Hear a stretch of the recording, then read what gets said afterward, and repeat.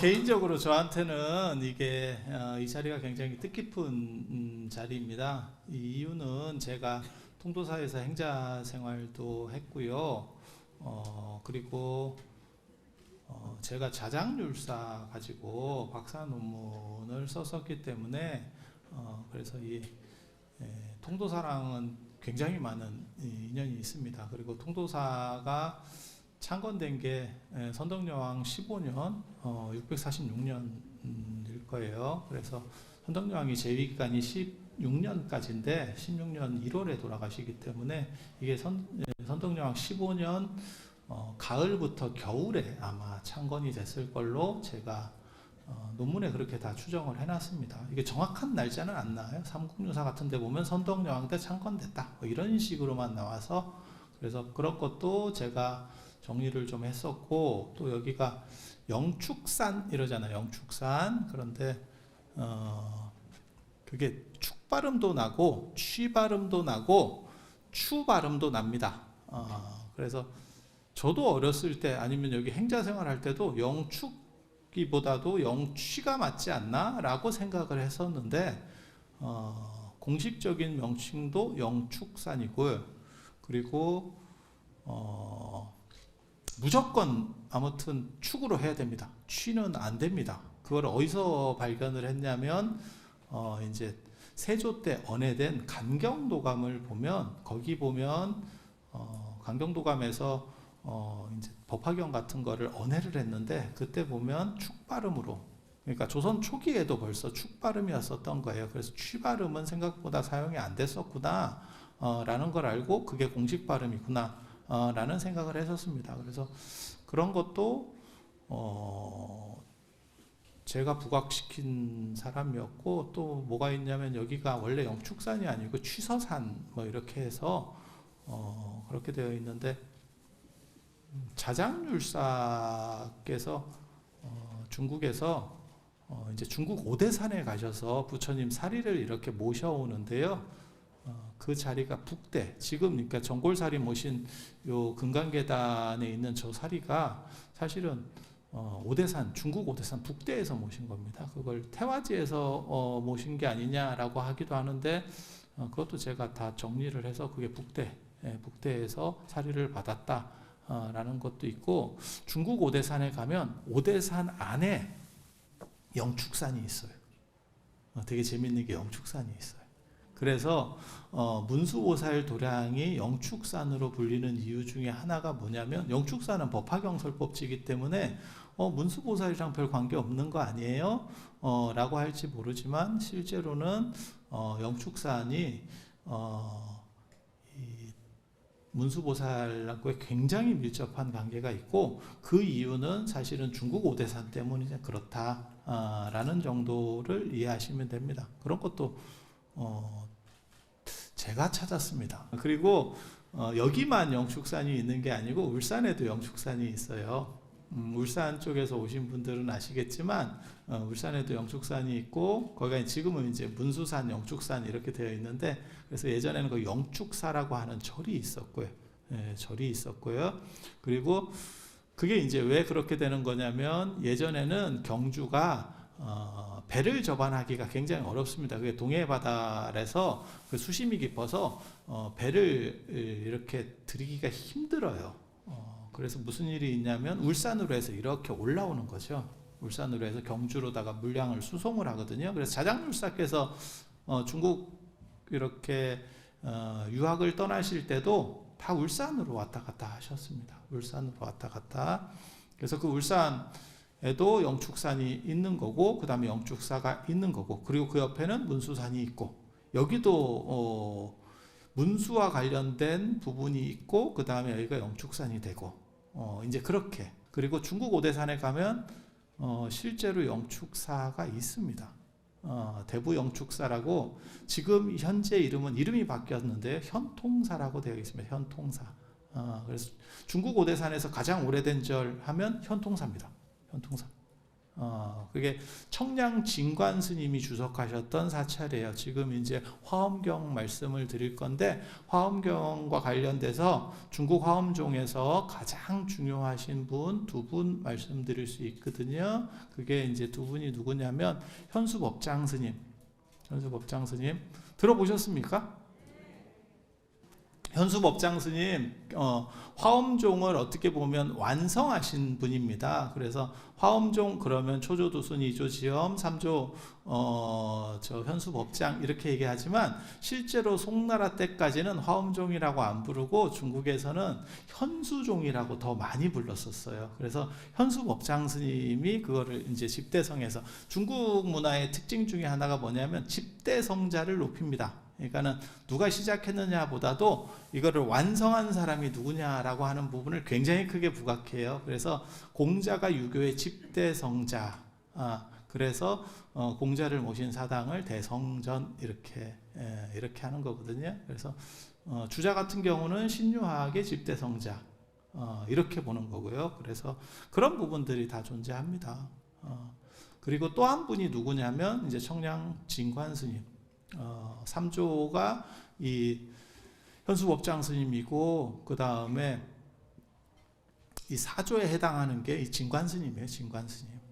원래는 해원 스님이 계셨는데 그 해원 스님이 현수법장 스님하고 관점이, 사상 관점이 좀 틀려가지고 손상자 버린 이 진관 스님.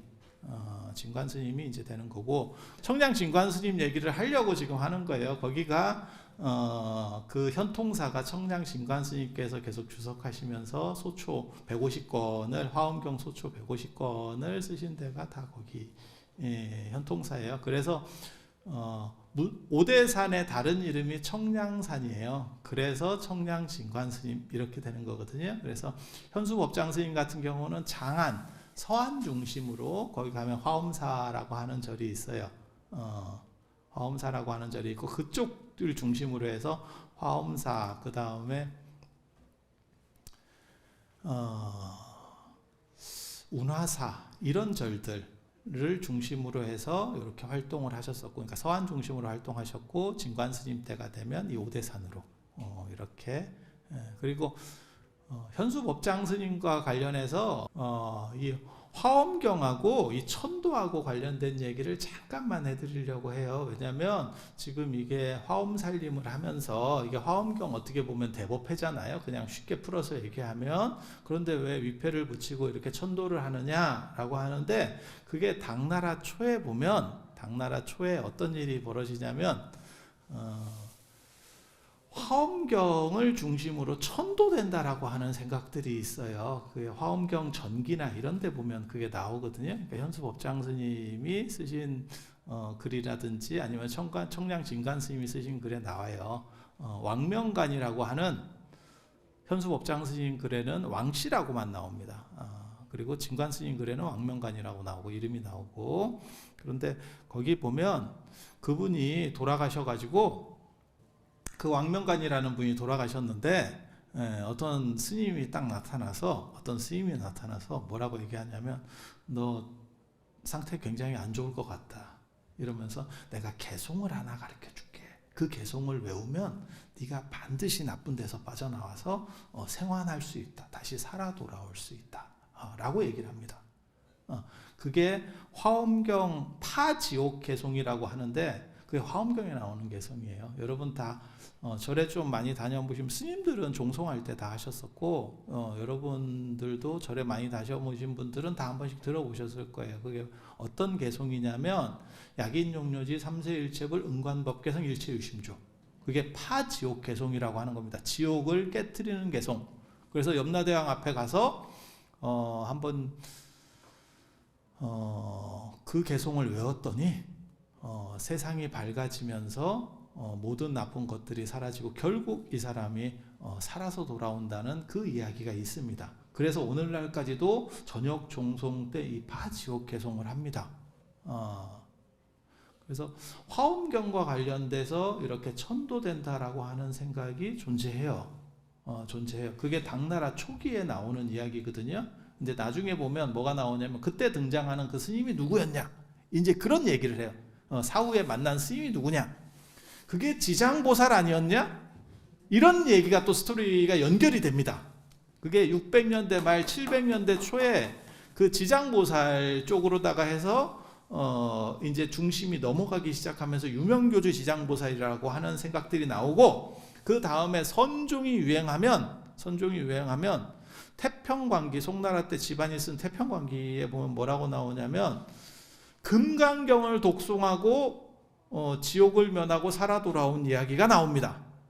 그래서 오늘날 보면 종송에서는 파지옥 진언을 외워서 파지옥 개송을 하고, 저녁 종송 때 그렇게 합니다. 약인요교인 삼세일체불 음관법개성 일체유심조 파지옥 진언 옴가라지아사바 뭐 이렇게 하거든요. 재지낼 때도 마찬가지로 그렇게 계속 하고 있어요. 그래서 그거는 화엄종의 영향을 통해서 천도된다 라고 하는 거고, 현수법장 스님 되게 재밌어요. 그거를 왕명간이 살아 돌아와서 현수법장 스님한테 딱 얘기를 해주니까 이 양반이 화엄경을 얼마나 많이 봤는지 듣자마자 그게 화엄경 어느 품에 나오는 개성이에요, 이렇게 했다는 거예요. 저는 그 기록 보고 옛날 어른들 진짜 머리 좋구나. 저희 같은 경우도 화엄경 3보나옴을 20살 이전에 다 봤을 겁니다. 그러니까는 60권 하옴, 80권 하옴, 40권 하옴 이렇게 세 종류가 있는데 봤다는 거지 기억한다는 거 아닙니다.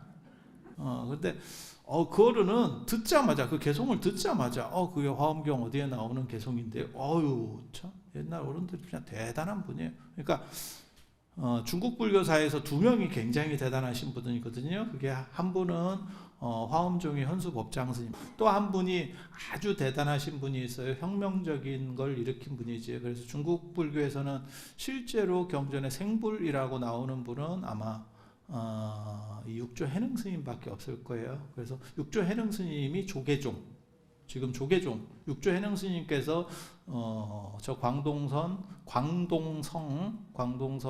그 다음에 조계산 남하선사에서 법을 설하셨다 그래서 그 조계산의 이름을 따서 거의 조씨 땅이에요. 그래서 조계종이라고 하는 거고, 구산선문이 뭉쳐서 하나의 단일한 의식을 가져야겠다라고 해서 천명하신 게 조계종이라고 하는, 그래서 우리는 다 해능 스님 중심의 남종선이에요 라고 했었던 기록이 있고, 최근에 조계종이 된 거는 1941년에 하남 스님께서, 그 하남 스님도 통도사에 6년 동안, 이 총도사 쪽에 6년 동안 주석을 하셨던 분입니다. 그래서 통도사랑 인연이 있는 하남 스님께서 1941년도에 만드신 종단이고, 그게 지금까지 계승이 돼서 그때는 조선불교 조계종, 지금은 대한불교 조계종. 그래서 그렇게 되어 있는 거고, 나중에 이제 선종이 당나라 중기부터 굉장히 이제 활발하게 움직이기 시작을 해요. 지금 이런 조계종 같은 남종선 등심이. 그래서 그때 되면 이제 금강경. 그래서 남종선의 소위 경전이 금강경. 해능 스님께서 응무소주 이생기심을 가지고 깨달았다. 능히 주하는 바 없이 그 마음을 낸다. 뭐 이런 얘기 들어보셨잖아요, 한 번 정도. 남종선이 이제 쉽게 말해서 조계종이, 요즘 표현으로 하면 조계종이 이렇게 활발하게 움직이게 되면 그때부터는 금강경. 그래서 두 가지가 있다더라. 화엄종에서는 화엄경 개송을 통해서 천도된다라는 생각이 있었고, 그 다음에 조계종에서는, 이 선종에서는 금강경을 독송을 하면 천도된다라고 하는 그러한 두 가지가 있다더라. 그러니까 신앙적으로는 지장신앙이 있는 거고, 그래서 지금도 그 두 가지를 같이 합니다. 그래서 종송이라든지 재지낼 때 이 화엄경 파지옥 진언, 파지옥 개송, 정확하게 말하면 파지옥계를 하게 되고, 그 다음에 돌아가시면 연불은 금강경, 그 다음에 천도제 지내거나 안 그러면 백중 때도 금강경을 독송해 드리죠. 그리고 돌아가시면 그 위에 명정이라고 하는 것도 금강경 탑다란이로 이렇게 덮어드리고, 그리고 여러분들이 저렇게 위패를 많이 붙여드리고 천도를 하면 지장경에도 그렇게 나오잖아요. 7분의 1은 돌아가신 분께 돌아가고 7분의 6은 여러분께 돌아와서 훨씬 더 다복하고 행복한 생활들을 오래 누리실 수 있도록 그렇게 될 겁니다. 그래서 지금도 많이 붙였지만 더 많이 이렇게 기도를 간절하게 조상들을 잘 보시면 이 화엄 살림도 잘 되고 여러분들도 굉장히 복된 삶이 될 거라고 믿어 의심치 않습니다. 자, 화엄경에 대한 이야기를 해볼게요. 화엄경 제가 맡은 데는 이제 승도솔천 품, 그러니까 도솔천에 올라간다라고 하는 거예요. 도솔천에 올라가는 품이고, 그 다음에 도솔천 개찬품은 이제 그 다음에 나오는 도솔천 중들이 어떻게 보면 거기서 있는 보살들이 부처님을 찬탄하는 그런 부분이에요.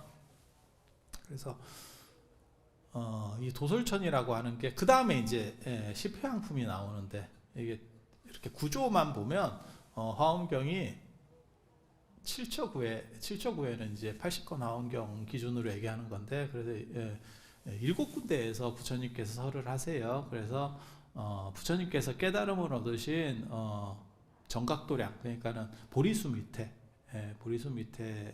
한 군데고, 하나는 보광명전이라고 정각도량 옆에, 그러니까는 보리수 옆쪽에 아마 금강보자 사원을 가리키는 걸로 저 같은 경우는 그렇게 추정합니다. 인도에 4대 사원이 있었어요. 인도 불교의 4대 사원. 그게 이제 이 동아시아에서 제일 유명한 거는 나란다 대학, 이래서 이제 제일 유명하고, 근데 그거보다 더 큰 절이 비크라마실라 사원이 있었어요. 그래서 비크라마실라 사원이 파괴되는 거를 1203년으로 보는데, 그걸 기점으로 해서 인도 불교가 끝났다, 이렇게 얘기는. 이게 굉장히 연도 이런 거 나오니까 굉장히 전문가 같죠. 그 다음에 이제 일부러 작전 쓰는 거예요. 좀 멋있어 보이려고. 그 다음에 오라다푸티 사원이 있고, 그 다음에 이 금강보자 사원이 있어요. 금강보자 사원만 지금 가시면, 여러분들이 인도를 가시면 보실 수 있는 게 그 금강보자 사원이 어디서 보실 수 있냐면, 붓다가에 가시면 거기 큰 마하보디 대탑이 있고, 그 주변으로 이렇게 사찰들이 있잖아요. 그게 금강보자 사원이에요. 그래서 그러한 보리수라고 하는 금강보자를 상징적으로 하나 놓고, 그 옆에 이제 사찰들이 쭉 들어서는 거죠. 그래서 보광명전 있고, 그 다음에는 이제 욕계로 올라가셔가지고 도리천, 그 다음에 야마천, 그 다음에 도솔천, 오늘 지금 하는 데가 도솔천이에요.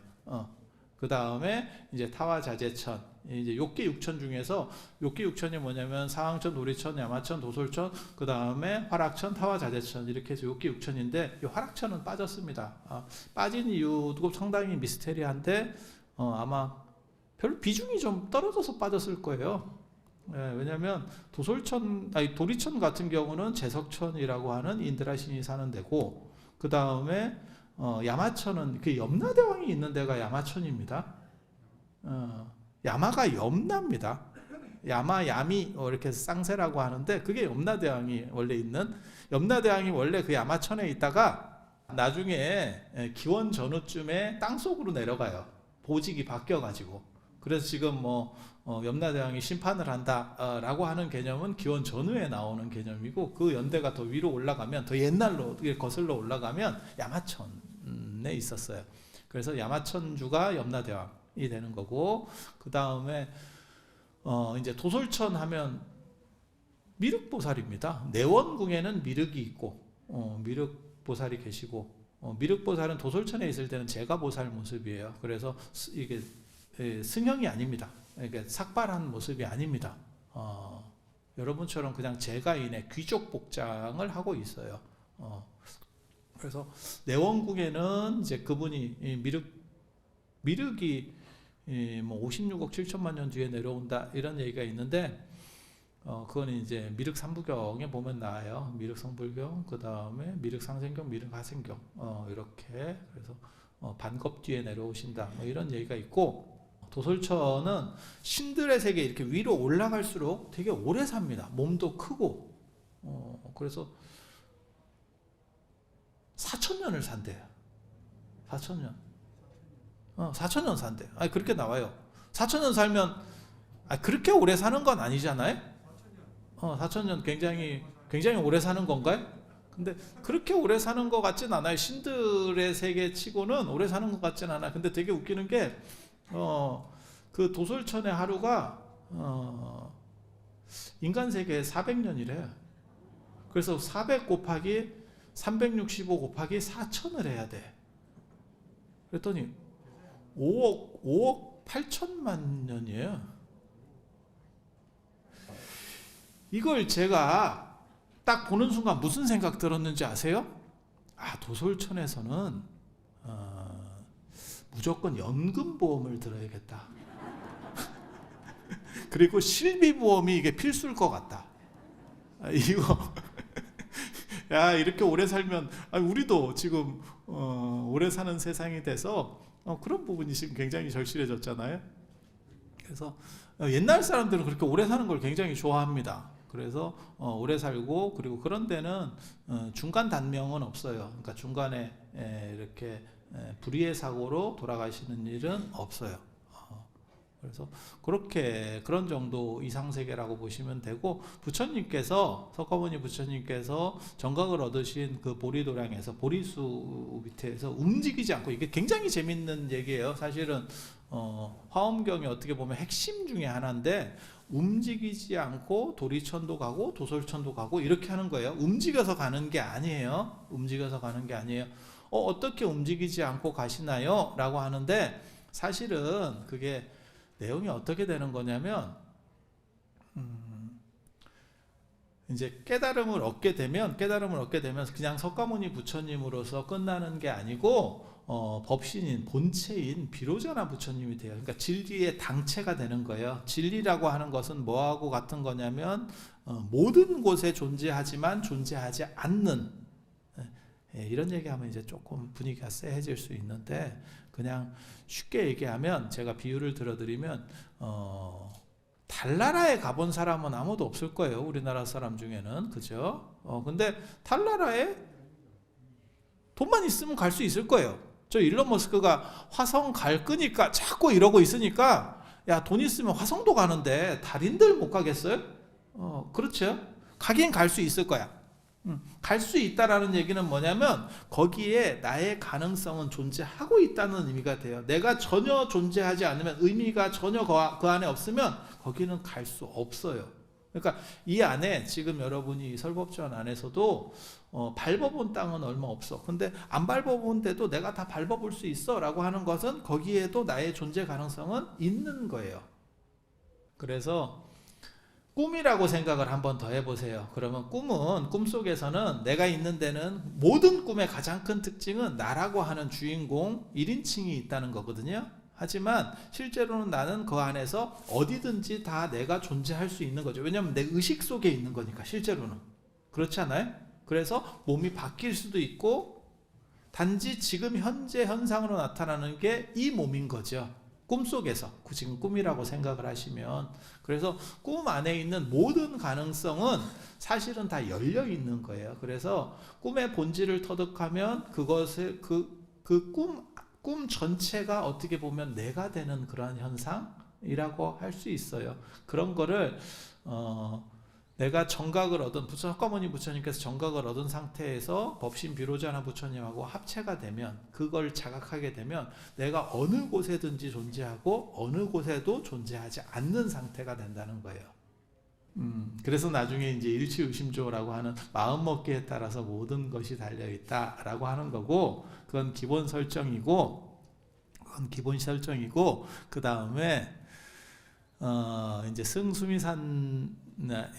승도솔천품하고 관련이 되면, 여기서는 부처님께서 몸을 움직이지 않으시고 이 도솔천에 올라오시니까 10명의 보살들이 나옵니다. 10명의 보살들이 10개의 세계에서 이렇게 운집해 온다라고 하는 이야기가 있어요. 그렇게 운집해 온 분들 중에서 리더가 금강당보살이에요. 금강당보살. 그 금강당보살이 얘기하는 게 바로 그 개송이에요. 방금 말씀드린 그런 것과 비슷한 개송이거든요. 그래서 어떻게 얘기를 하냐면, 부처님은 색이나 소리로, 그러니까 형체나 소리로 뵐 수가 없다. 하지만 색이나 소리를 여의어 있는 것도 아니다. 라고 개송으로 부처님을 찬탄을 합니다. 근데 그거는 이제 석가모니 부처님인 동시에 사실은 비로자나 부처님이에요. 그건 깨달음을 얻은 당체이기 때문에. 그래서 그렇게 생각을 하시면 되고, 그 석가모니 부처님께서 그러니까 기독교나 이런 데서도 그런 얘기를 하죠. 신이라고 하는 것은 우리의 생각을 초월해 있고 말을 초월해 있고 이런 얘기들을 하는데, 화엄경이 되게 재밌는 게 생각과 말을 초월했고, 그러니까 소리나 빛깔을 초월해 있지만 그것을 넘어가 있는 것도 아니다. 이게 굉장히 재밌는 거예요. 그러니까 단순히 초월해 있으면 그걸 넘어서 있기 때문에 이 초월하기 전에 이 단계는 벗어나 있는 거죠. 사실 분리되어 있는 거죠. 그런데 이것을 넘어서 있지만 넘어서 있는 동시에 이것도 포함하고 있어 라고 이야기하는 거예요. 그래서 이게 한 단계 더 높은 재밌는 생각입니다. 굉장히 철학적으로는 사유가 깊은 생각이에요. 그거를 기원 전후에 어떻게 생각을 했는지는 저도 잘 모르겠어요. 그래서 화엄경이 만들어지는 게 기원 전후쯤 이제 만들어지거든요. 원래는 석가모니 부처님께서 처음 깨달음을 얻고 37일, 21일 동안 설하셨다라고 되어 있지만 이것이 완전히 정리가 되는 거는 기원 전후쯤에 어느 정도 정리가 돼서 사실은 이제 중앙아시아 쪽, 저 호탄 쪽에 가서 최종으로 완성됐다. 지금까지는 이제 그렇게 인식들이 되고 있어요. 그래서 되게 재밌는 게 화엄경에는 10이라고 하는 숫자가 되게 많이 나옵니다. 10신, 10주, 10회양, 10지, 그 다음에 등각묘각. 그래서 오늘 지금 하는 부분은 사실 10신, 10주, 10행, 그 다음에 10회양에 해당하는 부분이에요.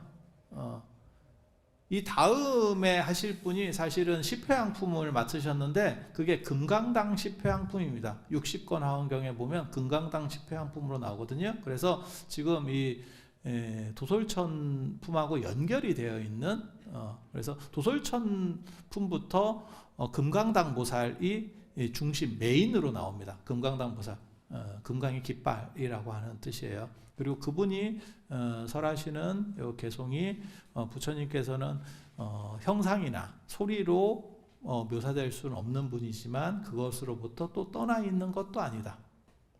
완전한 진리를 이 세상 사람들이 모든 종교에 다 있는 겁니다. 완전한 진리나 완전한 신이라고 하는 대상이 있다면 그것을 묘사할 수 있느냐? 라고 하는 부분이 있어요. 그릴 수 있을까? 못 그린다라고 주장을 해서 나타나는 게 이 불교 안에서는 선불교 같은 경우는 그러한 형상에 대해서 약간 부정을 합니다. 그래서 선원 같은 데서는 그런 형상이 상대적으로 적죠. 그리고 반야부나 이 화엄에서는 그것보다도 중요한 것은 약간 무형상적인 거야 라고 이야기를 하는 그런 특징이 있어요. 그래서 금강경 같은 데서도 색으로 나를 보거나 그 다음에 형상이나 소리로 나를 보려고 하지 마라. 야기색견나 이음성구와 시인행사도 불능견열에 이렇게 나오는 거거든요. 그런데 한 번 더 생각해 보면 형상으로서 만들 수 없을 것 같지만 그렇다고 형상으로 못 만들어요 라고 하는 것도 사실은 불완전성인 거예요. 그래서 형상으로 못 만들 것도 없는 거죠. 이 논쟁은 기독교에도 있어요. 기독교에도. 그래서 천주교 성당 중에서 제일 큰 데가 바티칸에 있는 베드로 성당이거든요. 거기 가면 조그만 성당이 하나 그 안에 부속 성당이 있어요. 그 시스티나 소성당이라고. 거기 가면 천정에 이렇게 보면 ET가 나옵니다. 여호와하고 아담하고 이렇게 손이 이렇게 마주하는 미켈란젤로의 천지창조. 그게 나와요. 그래서 여호와가 마치 영감님 같은 모습으로 묘사가 되어 있어요. 근데 개신교에서는 어떻게 신을 묘사할 수 있느냐? 이렇게 얘기를 하는 거예요. 신이라고 하는 건 묘사 대상 자체가 아니야.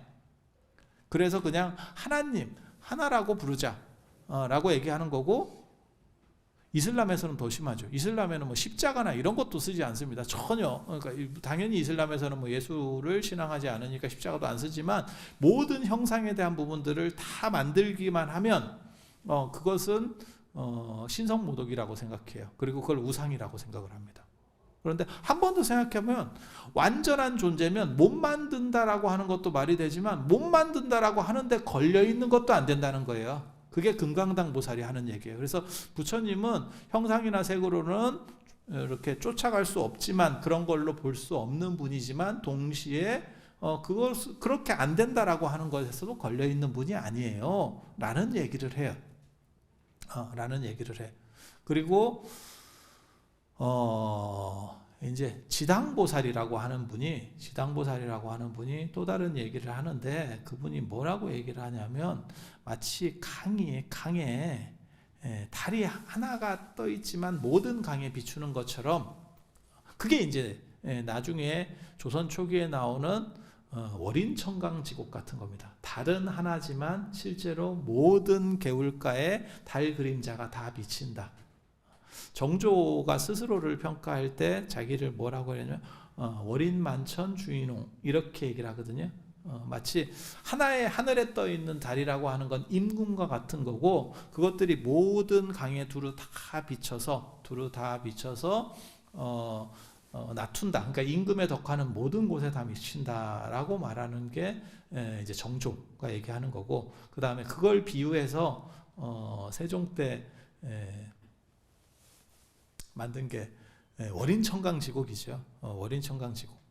그리고 그것의 원판은 화엄 사상에 있는 거고, 지금 이 지당보살이 얘기하는 그 부분에서 나오는 거예요. 그래서 마치 하늘에는 달이 하나 있지만, 어저께 보니까 그 보름달이 떠 있던데 달 보셨어요? 요즘 세상에는 달 볼 일이 별로 없죠. 하늘을 올려다 볼 날이, 볼 기회가 점점 없는 것 같아요. 땅과 주변을 볼 시간이 더 많고, 저희 어렸을 때만 해도 하늘 보는 시간들이 상당히 있었던 것 같은데 어느 순간부터 하늘 볼 일이 없어지더라고요.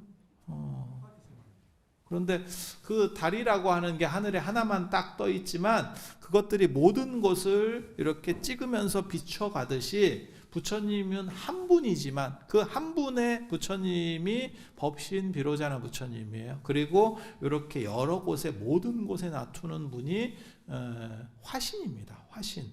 그래서 부처님은 한 분으로 계시지만 모든 곳에 없는 곳이 없고 라고 하는, 맨 처음에 얘기한 거하고 지금 똑같은 얘기를 드리는 거예요. 맨 처음에 얘기한 거 기억 안 나실지 몰라서 다시 말씀드리면, 부처님께서는 보리도량, 정각의 도량을 떠나지 않고, 그 다음에 도리천이든 야마천이든 그리고 도솔천이든 이렇게 낮출 수 있는, 그게 본질은 하나지만 현상 속에서 모든 것이 각각으로, 이게 시간이 짧아서 그런가 쎄한데, 이게 나중에 신유학에 가면 뭐라고 나오냐면 통체태극, 각구일태극 이렇게 표현으로 나오거든요. 그래서 하나이면서 모든 곳에 있고 모든 곳에 존재하면서도 그것은 하나로 존재한다 라고 하는, 그게 화엄사상, 일즉다 다즉일의 사상이에요. 근데 이런 거는 사실은 짧게 들어서는 안 되고, 제가 설명을 못해서 여러분이 못 알아듣는 게 아니고 시간이 짧아서 그래요. 시간이 짧아서.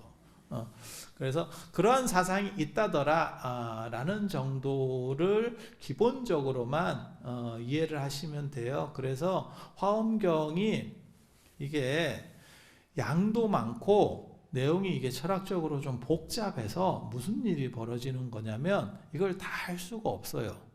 그래서 내용적으로 엑기스를 추려주려고 하는 게 뭐냐면, 나중에 의상대사가 한 법성계, 화엄일승 법계도 라고 하는 게 나오게 되는 거고, 그렇게 하니까 너무 내용으로 압축을 하니까 말을 잘 못 알아듣겠어요. 이러니까 어떻게 되냐면, 화엄경에서 풍명하고, 그러니까 각 장의 제목하고 그 다음에 등장인물, 중요한 등장인물들하고 이런 거를 추려서 하는 게 화엄경 약창계입니다. 화엄경 약창계입니다. 그리고 그렇게, 그러니까 내용 중심으로 하나 추리고 형식 중심으로 하나를 추리고, 그리고 이거를 다 알아들어야 되느냐? 아니, 그렇게 하실 필요 없어요. 저도 좀 안타깝다라고 자꾸 생각을 하는 게 뭐냐면, 자꾸 나는 이거를 못 알아듣는 것 같은데 어떡하지? 아니, 그러실 필요 없어요. 금강경 있잖아요. 되게 재밌지 않아요? 돌아가신 분한테 금강경을 스님들이 한문으로 읽어드리는데, 얼마나 빨리 읽냐면, 제가 옆에서 같이 해도 저도 잘 못 따라할 정도로 빨리 읽어요.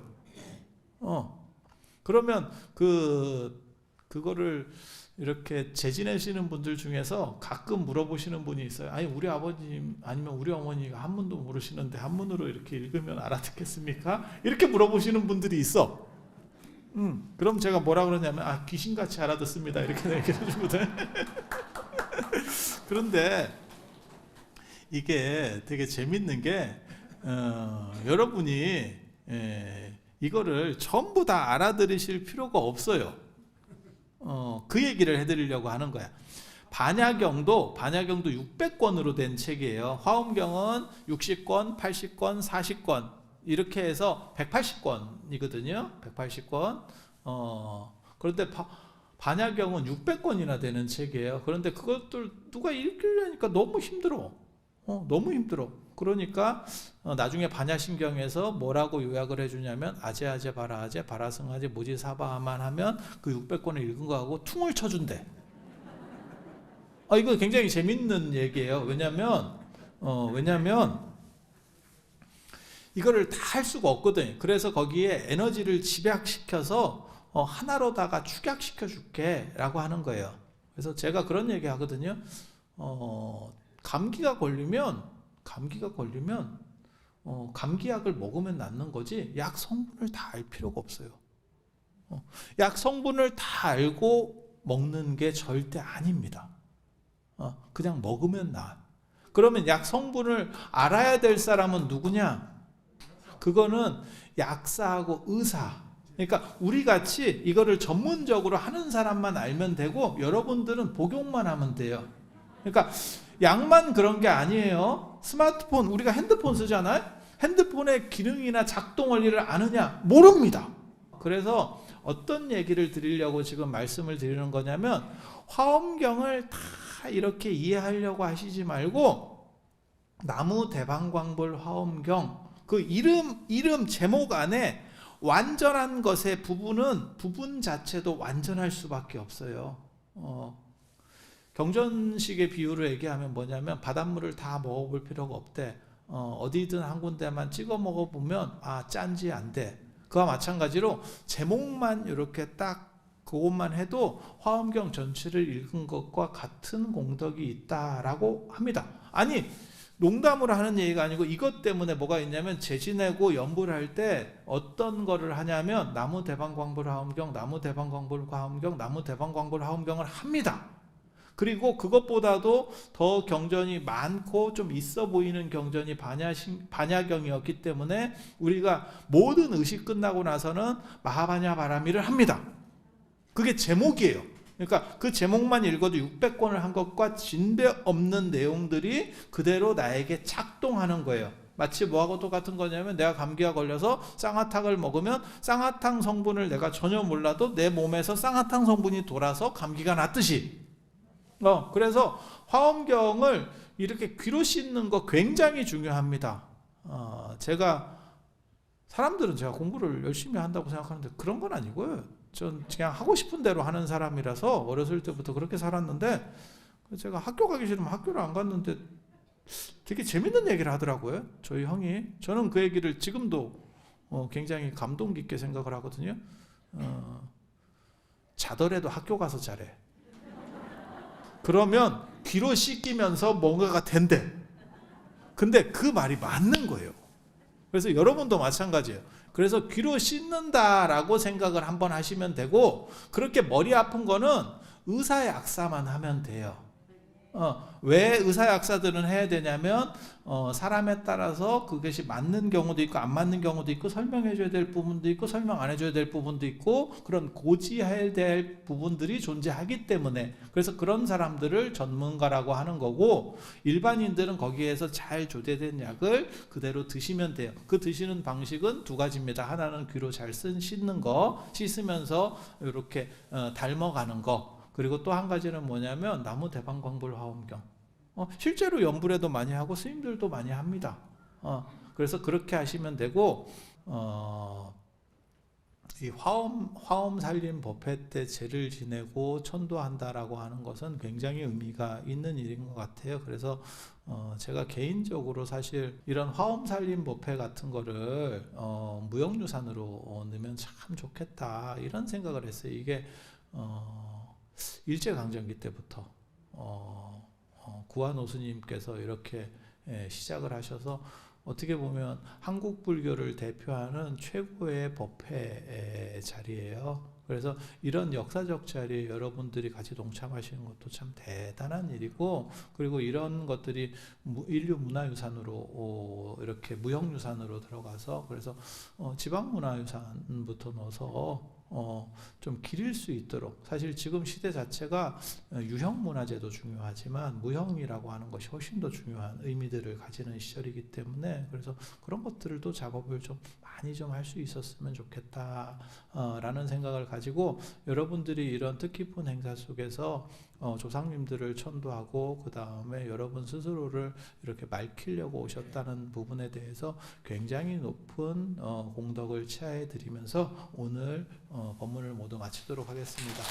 자, 들어주셔서 감사합니다.